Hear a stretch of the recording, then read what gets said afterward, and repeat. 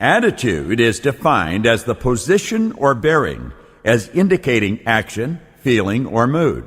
And it is our actions, feelings, or moods which determine the actions, feelings, or moods of others toward us, and which, to a surprising extent, are success or failure. Now, here is where we have the first opportunity to add some real heat to this powerful program. Consider this. You live simultaneously on 3 planes. Number 1, you are a spiritual being.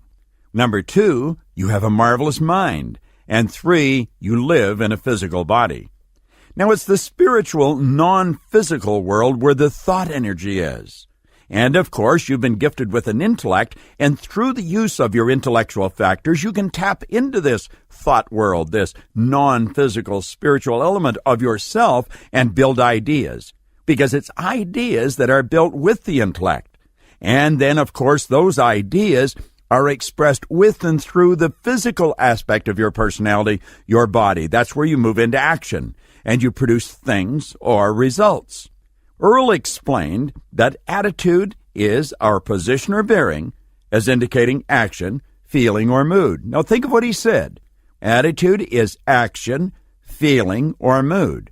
That would indicate attitude is expressed by both your mind and body.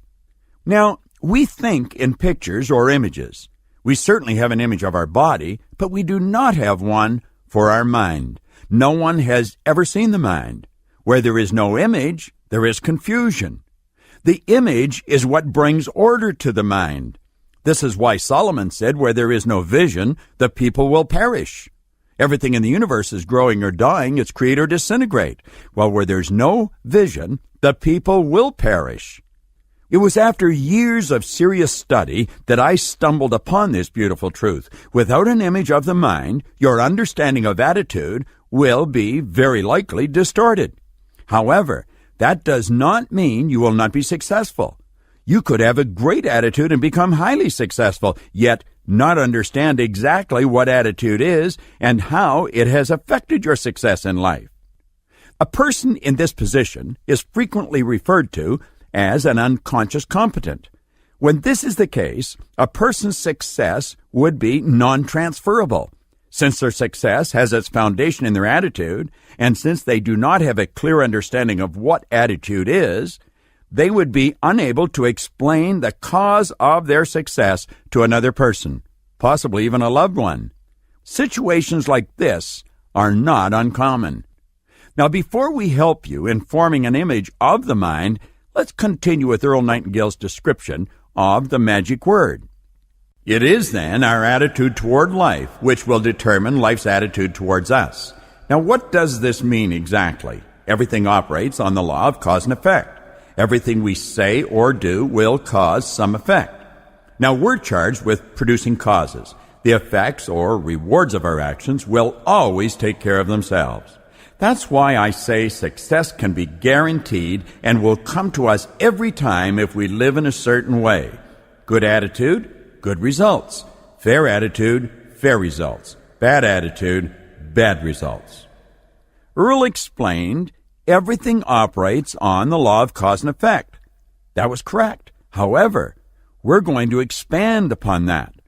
Dr. Wernher von Braun, who is considered the father of space exploration, stated, "The natural laws of the universe are so precise that we have no difficulty building a spaceship that we can send to the moon, and we can time the landing with the precision of a fraction of a second."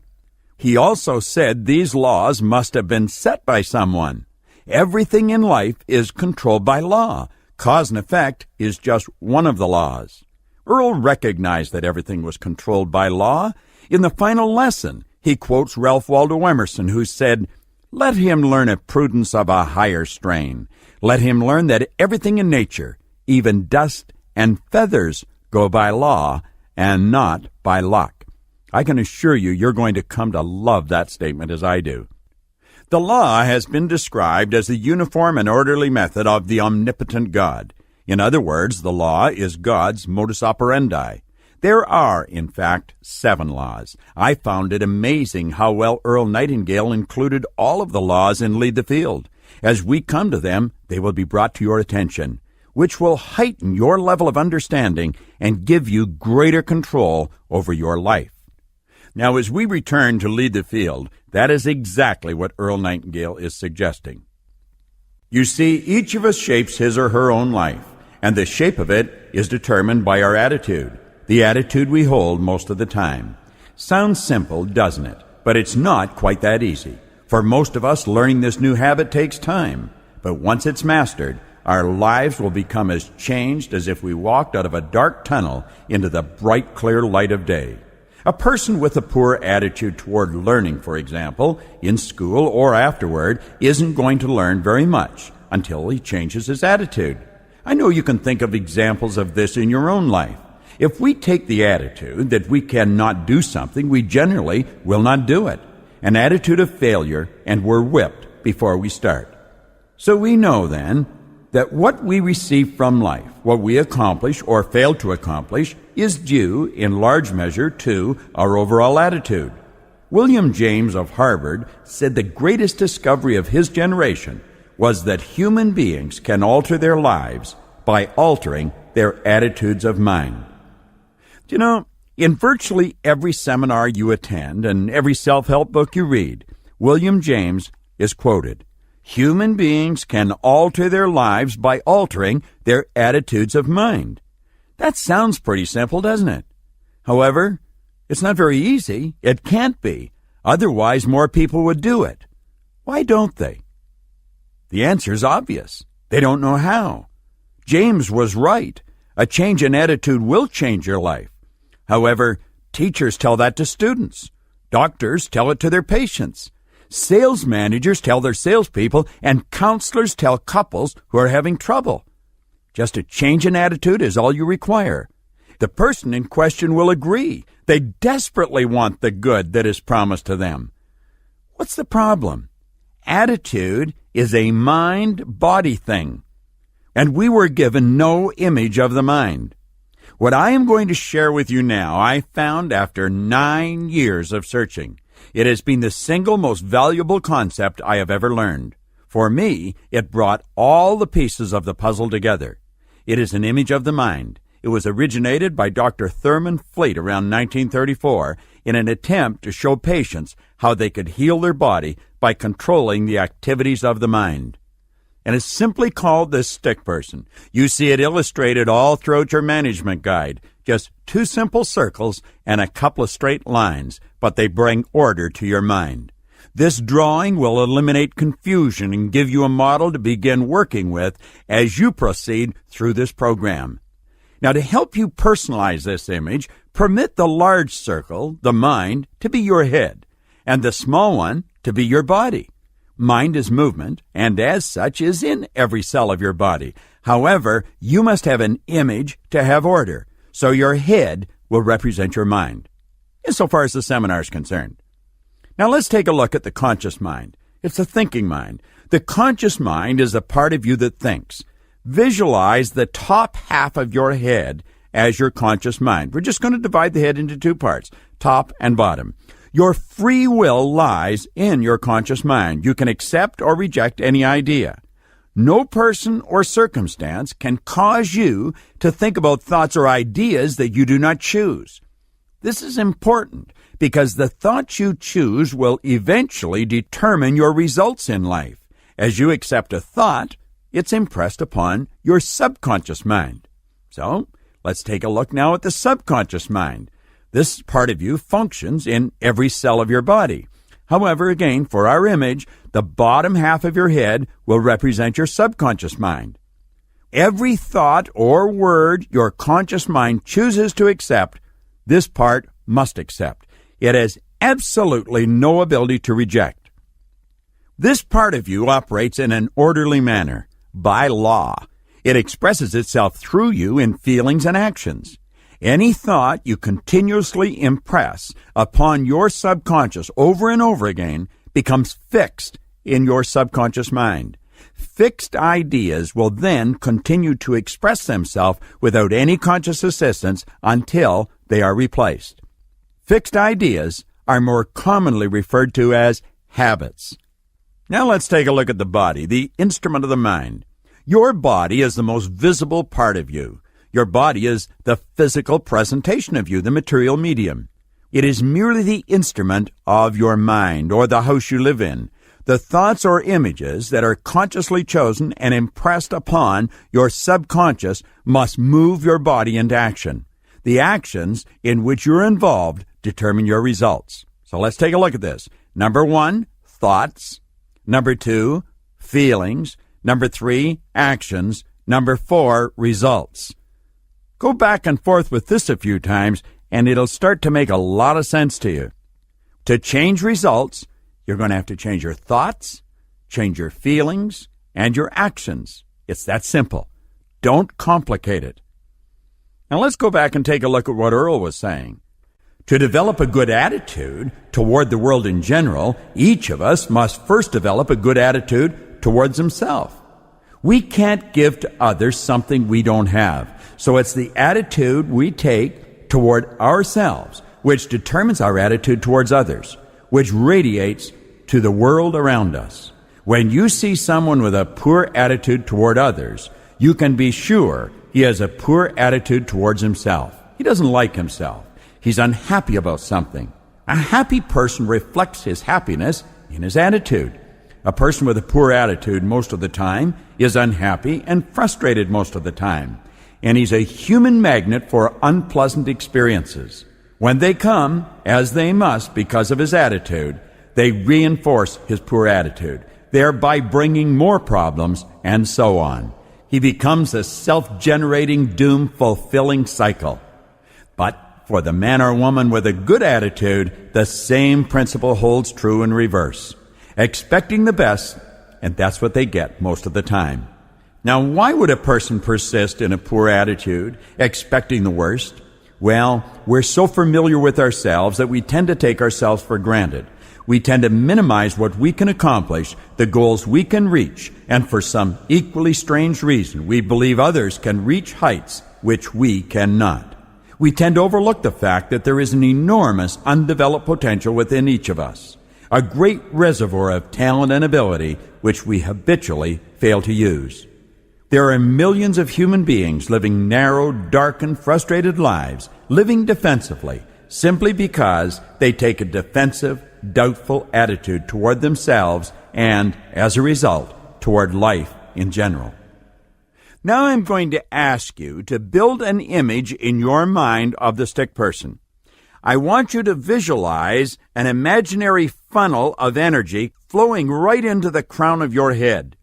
Now remember we said the top half of your head is your conscious mind. You have there mental faculties that gives you the ability to build any kind of an idea you want. The energy that's flowing into your consciousness has no form. It is neither positive or negative. It just is. Energy is. You have the ability to build any picture you want. You can choose your thoughts. You can build the ideas that you want. See yourself with the good you desire. I want you to visualize yourself doing that right now. Now we're going to take that image and we're going to turn it over to our subconscious mind. Now, from a visual perspective, just see that beautiful picture drifting down through that imaginary psychic barrier into the subconscious mind. Keep this in mind. The subconscious mind is in every cell of your body and has no ability to reject the picture that you're turning over to it.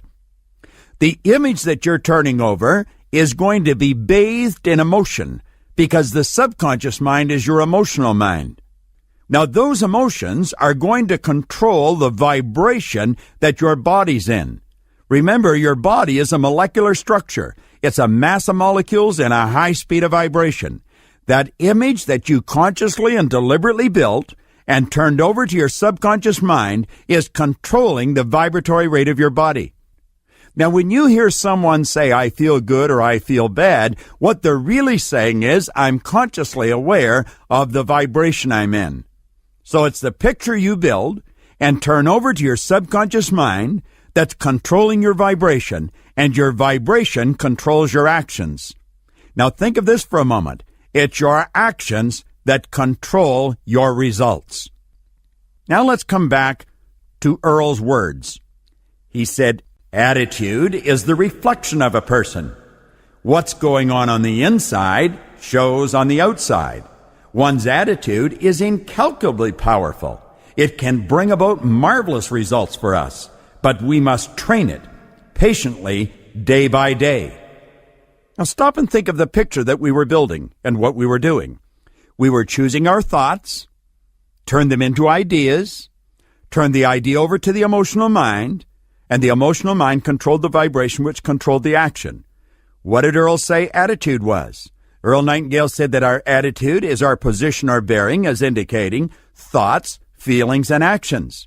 I've often said that attitude is very much like a cake mix. It's not just our thoughts, it's not just our feelings, and it's not just our action.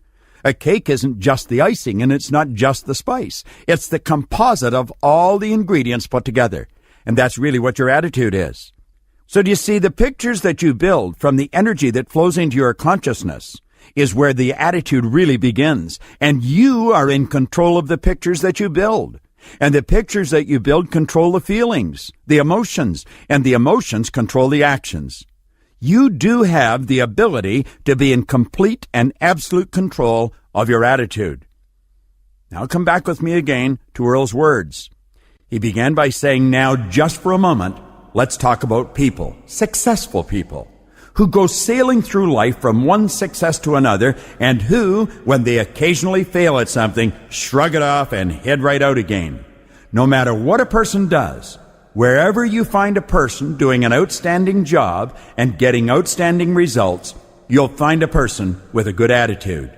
These people take the attitude toward themselves that they can accomplish what they set out to accomplish, that achievement is the natural order of things, that there's no good reason on earth why they can't be competent, successful. They have a healthy attitude toward themselves and, as a result, toward life and the things they want to accomplish.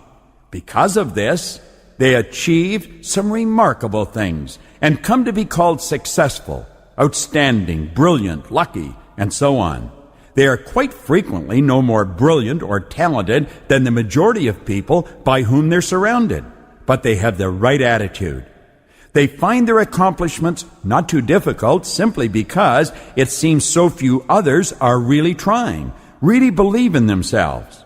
Successful people come in all sizes, shapes, and colors, and in widely varying degrees of intelligence, background, and education. But they have one thing in common. They expect more good out of life than bad.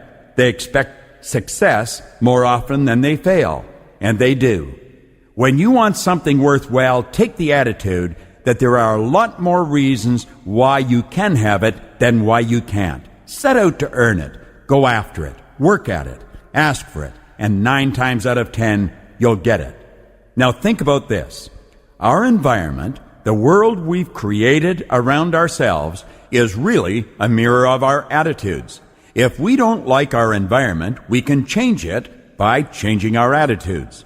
The world plays no favorites. It's impersonal. It doesn't care who succeeds or who fails, nor does it care whether we change or not. Our attitude towards life doesn't affect the world and the people in it nearly so much as it affects us. It would be impossible to even estimate the number of jobs which have been lost, promotions or good grades missed, sales not made, marriages ruined by poor attitudes. But you can number in the millions the jobs which are held though hated, the marriages which are tolerated but unhappy, the parents and children who fail to understand one another, all because of people who are waiting for the world and others to change toward them before they'll change, instead of being big enough and wise enough to at least make a test which will prove where most of the trouble lies. It's our own poor attitudes. Now I'm going to ask you to go back and build that image of the stick person in your mind again. I want you to see yourself and visualize this funnel of pure, unadulterated energy flowing into your consciousness. We're going to build on the last image. Build the picture in your conscious mind again of the good that you desire. See a beautiful idea on the screen of your mind. Now we're going to have that idea again drift down through that imaginary psychic barrier from the conscious mind. It's going to move into the subconscious mind, into that emotional mind. And as it does, we can feel it permeate and penetrate every cell of our being. Our entire body moves into a new vibration. Now think of this. That new vibration is expressed in action. You'll remember what Earl said. Action sets up an equal and opposite reaction. And as we express this attitude, the world reacts to us. And the action, as it sets up the reaction, alters our conditions, our circumstance, our environment. Add it all up, we call them results. Now let's come back and take a look what Earl was saying. All right, so a successful attitude will help to bring us the success we seek. But just how does a person get this kind of attitude? The easiest and most effective means of forming a good attitude habit is to begin conducting yourself as though you have a good, positive, expectant attitude toward life. If you've never tried it, you'll be amazed at what happens. Remember that actions trigger feelings, just as feelings trigger actions. Not long ago, I read a line which went, "Life is dull only to dull people." This is true. It could have also read, "Life is interesting only to interesting people," or "Life is successful only to successful people." You must first become mentally, from an attitude standpoint, the person you wish to be. A famous restaurateur was asked by a newspaper reporter one time, "When did you become successful?" And he replied, "I was successful when I was sleeping on park benches. I knew what I wanted to do, and I knew that I'd do it." You see, his attitude had been one of success, of expecting success long before the material, the tangible rewards of success had been earned. The great German philosopher Goethe put it this way, "Before you can do something, you must first be something." Now we're back to the image of the mind. I'm going to ask you now to build this picture again. See your mind and your body. Now your head is the mind, and everything from the neck down is being the body. Now we're going to add 5 little antennae that are going to stick out of the top of your head or your conscious mind. They're your sensory factors. You can see, hear, smell, taste, and touch. Now, those sensory factors are truly like antennae, and they pick up vibrations. They pick up what's going on in your outside world. That's what your senses are meant for. They help you correspond and communicate with your material world. Our problem is 97% of the population use them the wrong way. We focus on present results. Now, let's go back and think, what are results? Results are nothing but the physical manifestation of past attitudes, of past images that we got emotionally involved with, that controlled the vibration, which set up the action, which in turn set up a reaction and produced the results. Now, if we are going to let results flow into our consciousness, we're going to keep getting the same thing. What did Earl call it? A self-doom fulfilling cycle. And that's where most people make their error.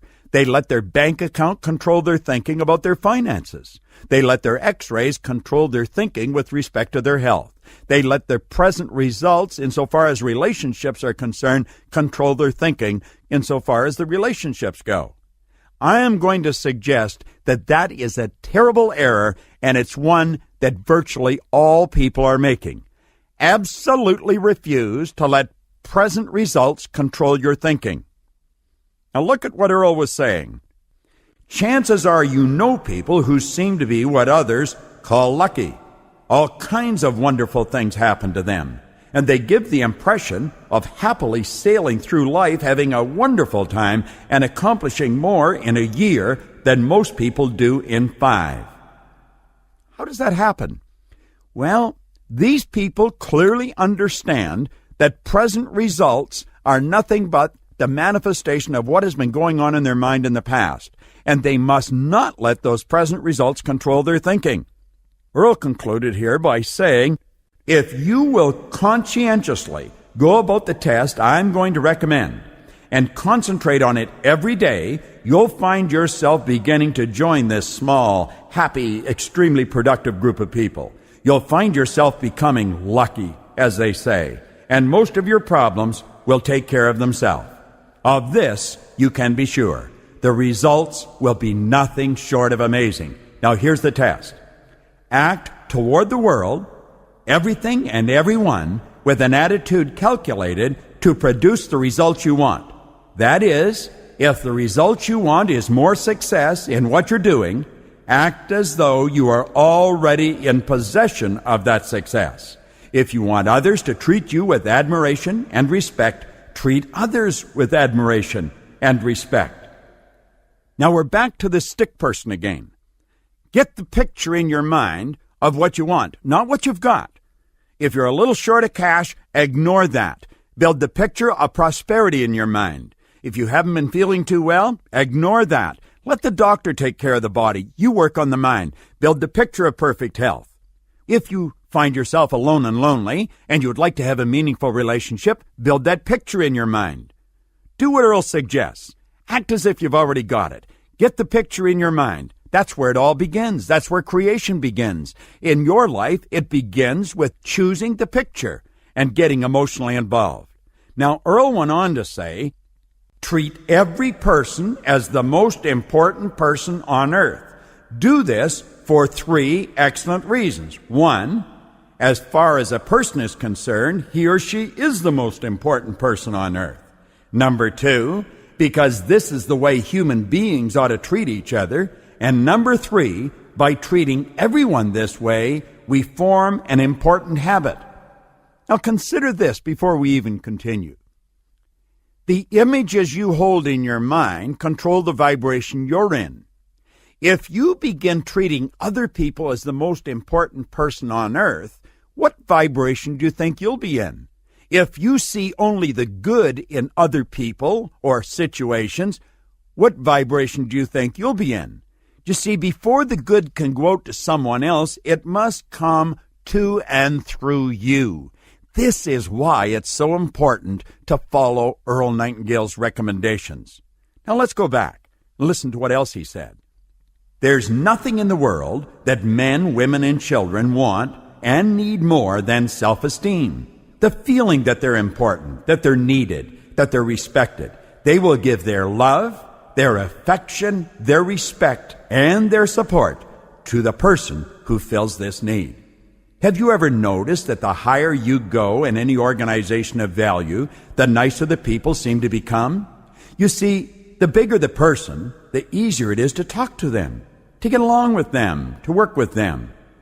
Do you know why? It's because they have a good attitude. And the people with the best attitudes just naturally rise to the top. They don't have good attitude because of their position. They have the position as a result of their attitude. Now, I have found that people move ahead according to their level of conscious awareness. And we're going to see this. I want you to build an image in your mind of lines, horizontal lines. You might have seen them in your management guide in the section on the magic word. But here we're talking about a model of cosmic consciousness, self-consciousness, and simple consciousness. It's like lines on a pad. They're just horizontal lines. And this is a graph to explain levels of consciousness. The people with the best attitudes are the same people who operate with a fairly high level of awareness. Think of it this way. Science and theology are the only points of reference you can go to in search of information with respect to your true potential. Both of these areas clearly indicate that nothing is either created or destroyed, which would indicate all the knowledge there ever was or ever will be is 100% evenly present in all places at the same time. All the power there ever was or ever will be is 100% evenly present in all places at the same time. In other words, the way to fly an airplane has always been here. The Wright brothers merely became aware of the principles governing flight. Edison merely developed a higher degree of awareness when he created the incandescent light. It was awareness that took us out of the cave and put us in the condominium. Now think, An animal operates with a simple consciousness. The animal knows and yet knows not. They have senses. They can see, hear, smell, taste, and touch. They're aware of their objective world, but not their subjective world. The next level of consciousness is self-consciousness. That's where you and I operate. We not only have sensory factors to deal with our objective world, we have intellectual factors that will permit us to deal with our subjective world. Then you have the higher level that theology would refer to as divine consciousness, Christ consciousness, or possibly Krishna consciousness, depending upon your religious persuasion. Science might refer to this level of consciousness as cosmic consciousness. As a person raises their level of conscious awareness, it's expressed in their behavior and results. Individuals who work for $50,000 or $100,000 a year are not necessarily working for 50 or 100 because that's what they want. They're working for 50 or 100 because they're not aware of how to earn $200,000 or $500,000 a year. You're quite capable of earning $1 million a year if you develop the proper level of conscious awareness. People suffer from headaches because they're not aware that they can eliminate the headache. It's their head, they made it ache, and they can make it stop. Remember this, you're not a body, you live in a body. You're a spiritual being. Individuals with lower level of consciousness react to conditions or circumstance. Those with a higher level of awareness would respond. The higher level of consciousness, the greater the awareness of the laws that govern the universe. They know that the thought energy they send into the universe dictates what will return. You see, a person with a very low level of conscious awareness is operating just above animalistic consciousness. It's fight or flight. They react to everything. Now, a person with a higher level of consciousness, and you and I can raise our level of consciousness, as a matter of fact, that's what this program does. That's what the Lead the Field coaching program will do for you. It helps you raise your level of conscious awareness. And as you do, it becomes easier to follow all of Earl Nightingale's directives in Lead the Field. You automatically develop a better attitude. And with a better attitude comes a better results. And you can go higher and higher and higher. Have you ever noticed the people that are way up there insofar as awareness? How calm and peaceful they are. Have you ever noticed that you're attracted to them? They have something about them that you admire and respect. It's that spiritual spark. It's in their eye, it's in their movement, it's in their energy. It's their attitude. Now let's go back and take a look at what Earl pointed out. He said, act towards others and the world at large in exactly the same manner that you want the world and others to act toward you. For example, treat the members of your family as the persons they really are, the most important people in your life. Carry out into the world each morning the kind of attitude you'd have if you were the most successful person on earth. And notice how quickly it develops into a habit. Almost immediately a change will be noticed. Irritations that used to frustrate and annoy disappear. When some less informed person gives you a bad time, stay on track. When someone cuts in front of you with his car or acts in any other manner that shows his ignorance and lack of courtesy, don't permit yourself to drop to their level. Don't let their unhappiness make you unhappy. When you begin to develop better attitudes, you should realize you've already placed yourself on the road to what you seek. You are well on your way to joining the top 5% of the people. You've prepared the ground, planted the seed. You have made of yourself an embodiment of that which you seek. Now, in summing up, here are a few points to keep in mind. First, it's our attitude at the beginning of a task which more than anything else will bring about its successful outcome. Second, our attitudes towards others determine others' attitudes towards us. We are interdependent. The success we achieve in life will depend largely on how well we relate to others.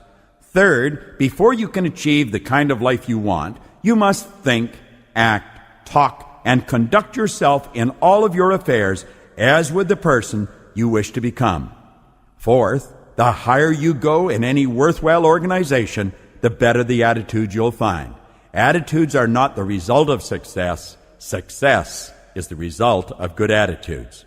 And finally, the deepest craving of human beings is for self-esteem, to be needed, to feel important, to be appreciated.